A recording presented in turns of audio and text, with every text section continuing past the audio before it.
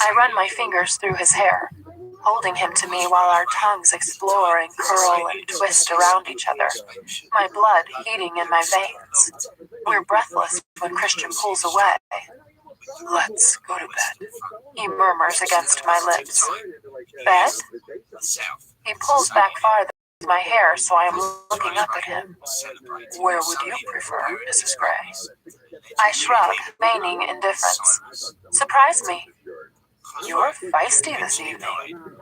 He runs his nose on mine. "Maybe I need to be restrained." "Maybe you do. You're getting mighty bossy in your old age." He narrows his eyes, but can't disguise the latent humor there. "What are you going to do about it?" I challenge. His eyes glitter. "I know what I'd like to do about it. Depends if you're up to it." "Oh, Mr. Gray, you've been very gentle." Intense look, and turns on his heel, stalking toward the bedroom. "Oh, Chris, his feet so hot." He's back a few moments later. He leans over me from behind. "I think we'll dispense with this." He grabs my t-shirt and drags it over my head, leaving me naked except for my panties. He pulls my ponytail back and kisses me. "Stand up," he orders against my lips and releases me. I comply immediately. He lays a towel out on the sofa.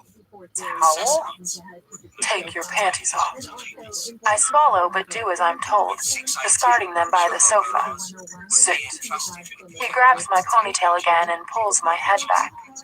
"You'll stop if this gets too much, yes?" I nod. "Say it." His voice is stern. "Yes," I squeak. He smirks. "Good. So, Mrs. Gray, by popular demand, I'm going to restrain you." His voice drops to a breathless whisper. Desire streaks through my body like lightning, simply at those words. "Oh, my sweet 50. On the sofa?" "Bring your knees up," he commands softly, "and sit right back." I rest my feet on the edge of the sofa, my knees up in front of me. He reaches for my left leg, and, taking the belt from one of the bathroom robes, he ties one end above my knee. "Bathrobes?" I'm improvising. He smirks again and fastens the slip knot above my knee and ties the other end of the soft belt around the finial at the back corner of the sofa, effectively parting my legs. "Don't move," he warns, and repeats the process with my right leg, tying the second cord to the other finial. Oh my. I am sitting up, splayed out on the sofa, legs spread wide. "Okay?" Christian asks softly, gazing down at me from behind the sofa. I nod, expecting him to tie my hands too, but he refrains. He bends and kisses me. "You have no idea how hot you look right now," he murmurs and rubs his nose against mine. "Change of music, I think." He stands and strolls casually over to the iPod dock. How does he do this? Here I am, trussed up and horny as hell, while he's so cool and calm. He's just in my field of vision, and I watch the flex and pull of the muscles of his back under his t-shirt as he changes the song. Immediately, a sweet, almost childlike female voice starts to sing about watching me. Oh, I like this song. Christian turns and his eyes lock on mine as he moves around to the front of the sofa and sinks gracefully to his knees in front of me. Suddenly, I feel very exposed. Exposed? Vulnerable? He asks, with his uncanny ability to voice my unspoken words. His hands are on his knees. I nod. Why doesn't he touch me? Good, he murmurs. Hold out your hands. I can't look away from his mesmerizing eyes as I do what he asks. Christian pours a little oily liquid onto each palm from a small, clear bottle. It's scented, a rich, musky, sensuous scent that I can't place. Rub your hands. I squirm beneath his hot, heavy gaze. Keep still. He warns. Oh my. Now, Anastasia, I want you to touch yourself. Holy cow. Start at your throat and work down. I hesitate. Don't be shy, Anna. Come, do it. The humor and challenge in his expression is plain to see, along with his desire. The sweet voice sings that there's nothing sweet about her. I place my hands against my throat and let them slide down to the top of my breasts. The oil makes them glide effortlessly over my skin. My hands are warm. Lower.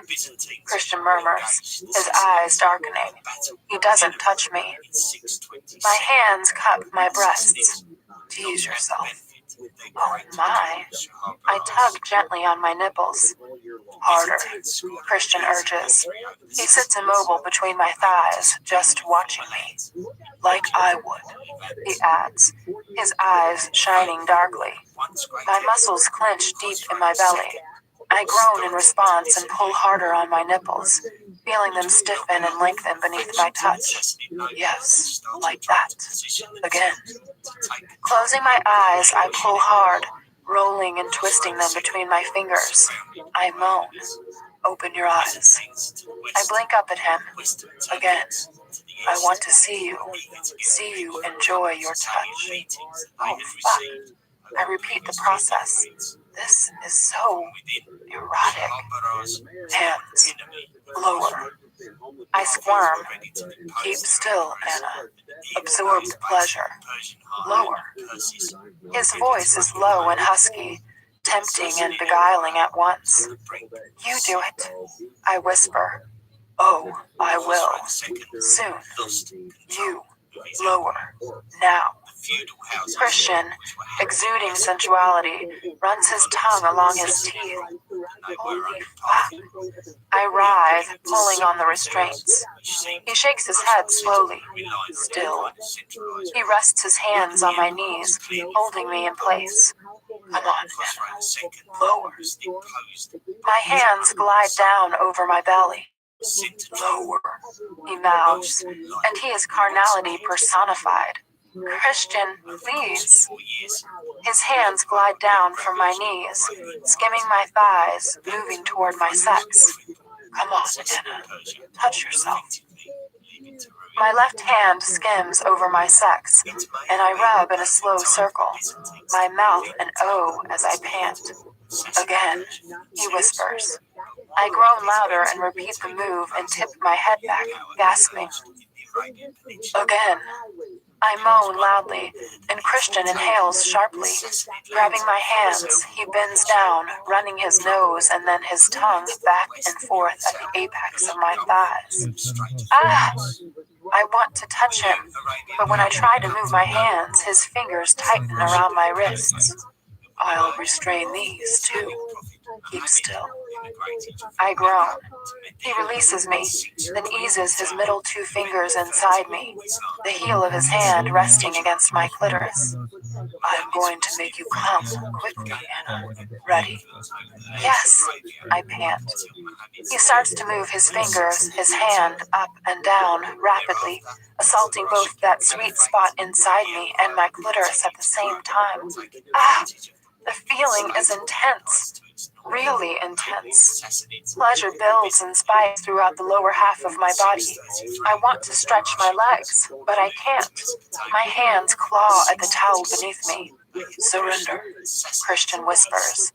I explode around his fingers, crying out incoherently. He presses the heel of his hand against my clitoris as the aftershocks run through my body, prolonging the delicious agony.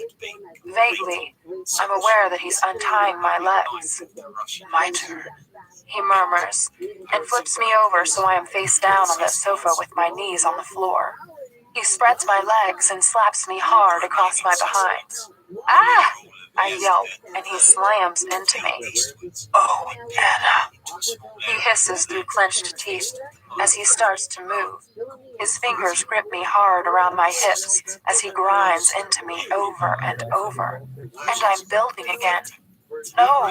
Ah, come on, Anna, Christian shouts, and I shatter once more, pulsing around him and crying out as I come. Life affirming enough for you? Christian kisses my hair. Oh yes, I murmur, gazing up at the ceiling. I am lying on my husband, my back to his front, both of us on the floor beside the sofa. He's still dressed. I think we should go again. No clothes for you this time. Christ, Anna, give a man a chance. I giggle and he chuckles. I'm glad Ray's conscious. Seems all your appetites are back, he says, not disguising the smile in his voice.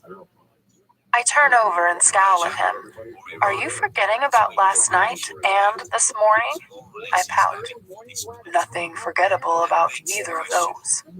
He grins, and when he does, he looks so young and carefree and happy. He cups my behind. You have a fantastic ass, Mrs. Gray. So do you. I arch a brow at him, though yours is still undercover. And what are you going to do about that, Mrs. Gray? Why, I'm going to undress you, Mr. Gray. All of you. He grins. And I think there's a lot that's sweet about you, I murmur, referring to the song still playing on repeat. His smile fades. Oh no. You are, I whisper. I lean down and kiss the corner of his mouth.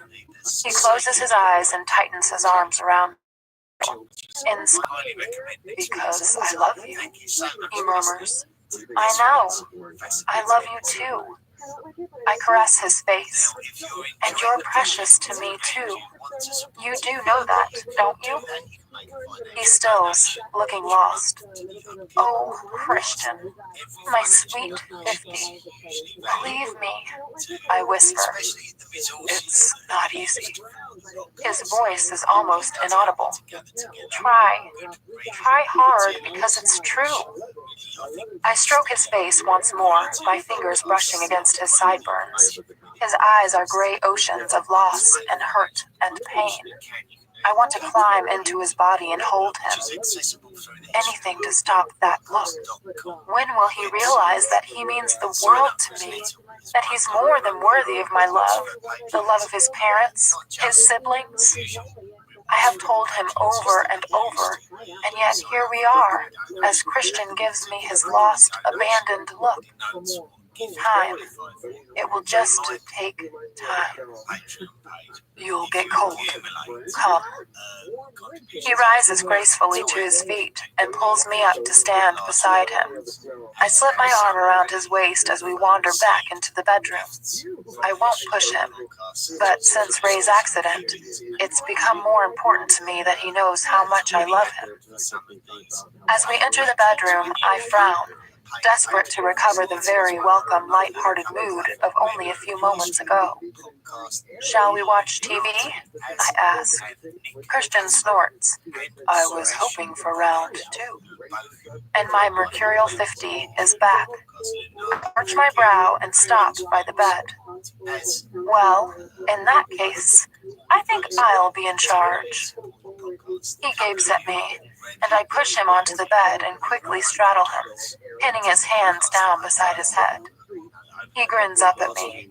Well, Mrs. Gray, now that you've got me, what are you going to do with me? I lean down and whisper in his ear, I am going to fuck you with my mouth. He closes his eyes, inhaling sharply, and I run my teeth gently along his jaw. Christian is working at the computer. It's a bright, early morning, and he's tapping out an email, I think. Good morning, I murmur shyly from the doorway. He turns and smiles at me. Mrs. Gray, you're up early. He holds open his arms. I bolt across the suite and curl into his lap. As are you. I was just working. He shifts as he kisses my hair. What? I ask, sensing something wrong. He sighs. I got an email from Detective Clark. He wants to talk to you about that fucker Hyde. Really? I sit back to gaze at Christian. Yes. I told him you're in Portland for the time being, so he'll have to wait. But he says he'd like to interview you here. He's coming here? Apparently so. Christian looks bemused. I frown. What's so important that it can't wait? Exactly. When's he coming? Today. I'll email him back. I have nothing to hide. I wonder what he wants to know. We'll find out when he gets here. I'm intrigued, too. Christian shifts again. Breakfast will be here shortly. Let's eat. Then we can go and see your dad. I nod. You can stay here if you want. I can see you're busy. He scowls. No, I want to come with you. Okay. I grin, wrap my arms around his neck, and kiss him. Ray is bad-tempered. It's a joy. He's itchy, scratchy, impatient, and uncomfortable. Dad, you've been in a major car accident. It will take time to heal. Christian and I want to move you to Seattle. I don't know why you're bothering with me. I'll be fine here on my own. Don't be ridiculous. I squeeze his hand fondly, and he has the grace to smile at me. Do you need anything? I could murder a donut, Annie. I grin indulgently at him. I'll get you a donut or two. We'll go to Voodoo. Great. You want some decent coffee, too? Oh, yeah. Okay, I'll go get some. Christian is once more in the waiting room, talking on the phone. He really should set up office in here. Weirdly, he's by himself, although the other ICU beds are occupied. I wonder if Christian's frightened off the other visitors. He hangs up. Clark will be here at 4 this afternoon. I frown. What could be so urgent? Okay, Ray wants coffee and donuts. Christian laughs. I think I would too if I'd been in an accident. Ask Taylor to go. No, I'll go. Take Taylor with you. His voice is stern. Okay. I roll my eyes and he glares. Then he smirks and cocks his head to one side. There's no one here. His voice is deliciously low, and I know he's threatening to spank me. I'm about to dare him when a young couple enters the room. She is weeping softly. I shrug apologetically at Christian, and he nods. He picks up his laptop, takes my hand, and leads me out of the room. They need the privacy more than we do, Christian murmurs. We'll have our fun later. Outside, Taylor is waiting patiently. Let's all go get coffee and donuts. At 4 o'clock precisely, there's a knock on the suite door. Taylor ushers in Detective Clark, who looks more bad-tempered than usual. He always seems to look bad-tempered. Perhaps it's the way his face is set. Mr. Gray. Mrs. Gray. Thank you for seeing me. Detective Clark.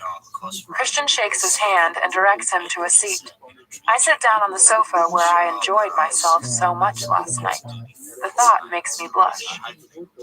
It's Mrs. Gray I wish to see. Clark says pointedly to Christian and to Taylor, who is stationed beside the door. Christian glances and then nods almost imperceptibly at Taylor, who turns and leaves, shutting the door behind him. Anything you wish to say to my wife, you can say in front of me. Christian's voice is cool and businesslike. Detective Clark turns to me. Are you sure you'd like your husband to be present? I frown at him. Of course. I have nothing to hide. You are just interviewing me. Yes, ma'am. I'd like my husband to stay. Christian sits beside me, radiating tension. All right, murmurs Clark, resigned. He clears his throat. Mrs. Gray, Mr. Hyde maintains that you sexually harassed him and made several lewd advances toward him. Oh! I almost burst out laughing, but put my hand on Christian's thigh to restrain him as he shifts forward in his seat. That's preposterous, Christian splutters. I squeeze Christian's leg to silence him. That's not true, I I state calmly. In fact, it was the other way around. He propositioned me in a very aggressive manner, and he was fired. Detective Clark's mouth flattens briefly into a thin line before he continues. Hyde alleges that you fabricated a tale about sexual harassment in order to get him fired. He says that you did this because he refused your advances and because you wanted his job. I frown. Holy crap. Jack is even more delusional than I thought. That's not true. I shake my head. Detective, please don't tell me you have driven all this way to harass my wife with these ridiculous accusations. Detective Clark turns his steely blue glare on Christian. I need to hear this from Mrs. Gray, sir, he says with quiet restraint. I squeeze Christian's leg once more, silently imploring him to keep his cool. You don't have to listen to this shit, Anna. I think I should let Detective Clark know what happened. Christian gazes at me impassively for a beat, then waves his hand in a gesture of resignation. What Hyde says is simply not true. My voice sounds calm, although I feel anything but. I'm bewildered by these accusations and nervous that Christian might explode.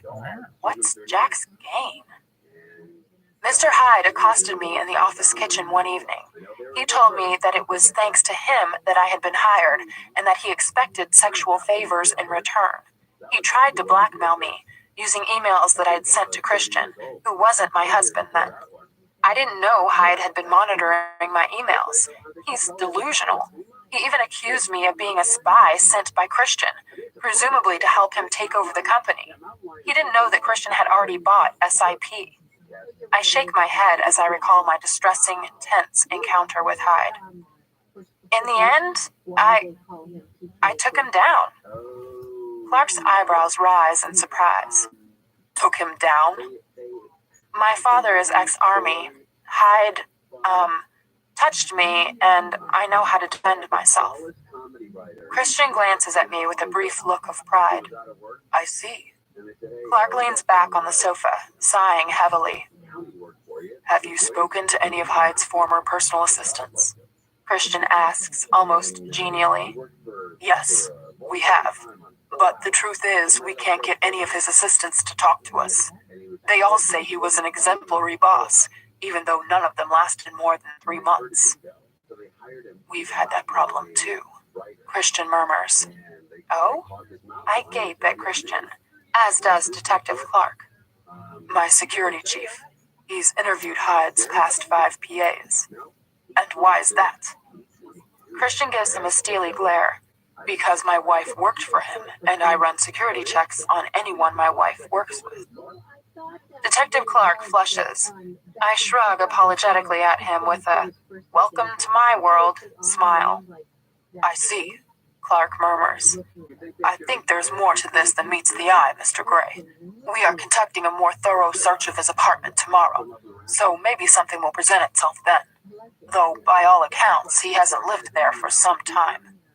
You've searched already? Yes. We're doing it again. A fingertip search this time. You've still not charged him with the attempted murder of Roz Bailey and myself? Christian says softly. What? We're hoping to find more evidence in regard to the sabotage of your aircraft, Mr. Gray. We need more than a partial print. And while he's in custody, we can build a case. Is this all you came down here for? Clark bristles. Yes, Mr. Gray, it is. Unless you've had any further thoughts about the note. Note? What note? No. I told you, it means nothing to me. Christian cannot hide his irritation, and I don't see why we couldn't have done this over the phone. I think I told you I prefer a hands-on approach, and I'm visiting my great aunt, who lives in Portland. 2 birds, 1 stone. Clark remains stony-faced and unfazed by my husband's bad temper. Well, if we're all done, I have work to attend to. Christian stands and Detective Clark follows his cue. Thank you for your time, Mrs. Gray, he says politely. I nod. Mr. Gray. Christian opens the door and Clark leaves. I sag into the sofa. Can you believe that asshole? Christian explodes. Clark? No, that fucker. Hide. No, I can't. What's his fucking game? Christian whispers through gritted teeth. I don't know. Do you think Clark believed me? Of course he did. He knows Hyde is a fucked up asshole. You're very sweary. Sweary? Christian smirks. Is that even a word? It is now. Unexpectedly, he grins and sits down beside me, pulling me into his arms. Don't think about that fucker. Let's go see your dad and try to talk about the move tomorrow. He was adamant that he wanted to stay in Portland and not be a bother. I'll talk to him. I want to travel with him. Christian gazes at me, and for a moment, I think he's going to say no. Okay, I'll come too. Sawyer and Taylor can take the cars. I'll let Sawyer drive your R8 tonight. The following day, Ray is examining his new surroundings, an airy, light room in the Rehabilitation Center of Northwest Hospital in Seattle. It's noon, and he looks sleepy. The journey, via helicopter no less, has exhausted him.